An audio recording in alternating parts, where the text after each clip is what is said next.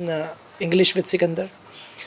मैं जैसे कि स्टोरीज़ का मैंने एक सिलसिला शुरू किया हुआ है और इसमें मैं आपके लिए पोइट्री भी लाता हूँ। अब जैसे मैंने हरिशंकर परसाई की आपके सामने वो नज़्म पढ़ी और कल एल्बर्ट आइंस्टाइन के बारे में कुछ बताया, कोटेशंस वगैरह। देखिए, मेरा जो एम है, टारगेट है, मैं ये चाहता हूँ कि जो लोग जिन्होंने बहुत कुछ लिखा है, जो गुमनामी के अंधेरे में खो चुके हैं, कम से कम उनसे आपका इंट्रोडक्शन कराऊँ, तारुफ़ कराऊँ। काफ़ी कुछ लिखा जा चुका है, बिलीव में इतना कुछ लिखा जा चुका है कि आपको कहीं और जाने की ज़रूरत नहीं है।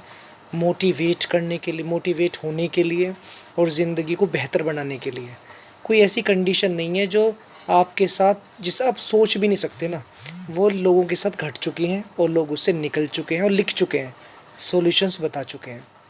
हरिवंश राय बच्चन का नाम किसने नहीं सुना? जी, अमिताभ बच्चन जी के फादर।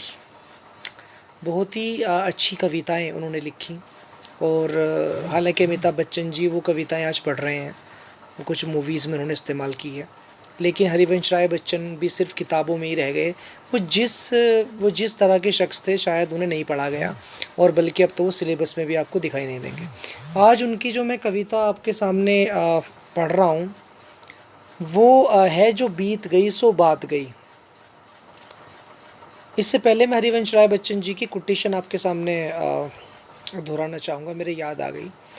वो कह रही हैं कि अगर ये पूरी ज़मीन कंकरों से भर जाए तो एक अच्छा जूता पहन के आप उसके ऊपर चल सकते हैं, लेकिन अगर अच्छे से अच्छे जूते में एक कंकर घुस जाए तो आप अच्छी सड़क पे भी नहीं चल सकते।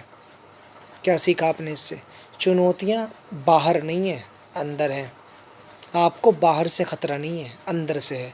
अंदर का मतलब, अगर आपके मन में, आपका मन ही शांत नहीं है, आप के अंदर प्रॉब्लम्स हैं, अंदर टेंशन है, तो बाहर वालों से आप क्या निपटेंगे?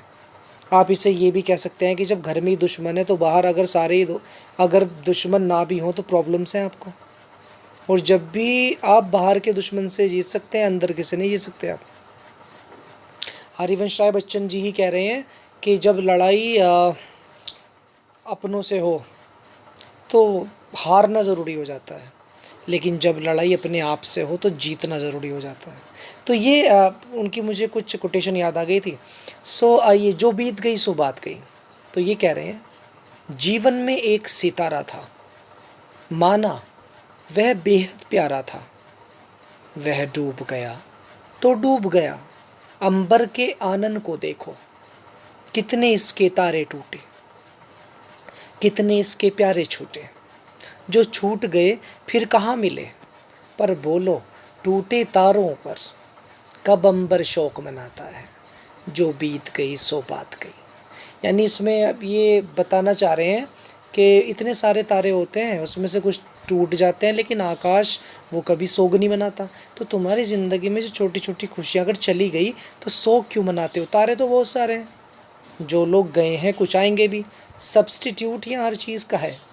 यानी ऐसा लगता है कि प्रॉब्लम्स कभी ख़त्म नहीं होंगी। जिस तरीके से गम मिल जाते हैं उसी तरीके से खुशियाँ भी मिल जाती हैं।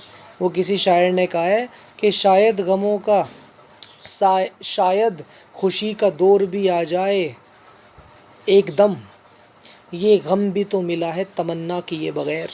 यानी गम की कौन सी आपने ख्वाहिश की थी या तमन्ना की थी, मन्नतें मांगी थी, वो भी तो मिल गया ना। इसी तरीके से खुशियाँ आ जाएंगी। तो ये हरिवंश राय बच्चन थे, ये आपको बताना चाह रहे हैं, don't never be hopeless, always be hopeful, और चीज़ें सही हो जाती हैं। ओके, ये मैंने आज एक हरिवंश राय बच्चन जी की कविता आपके सामने पढ़ी, और इसी तरीके से आप साथ देते रहें तो मैं आपके लिए लेकर आता रहूँगा ये ख़जाने डायमंड्स हैं। Okay friends, thank you.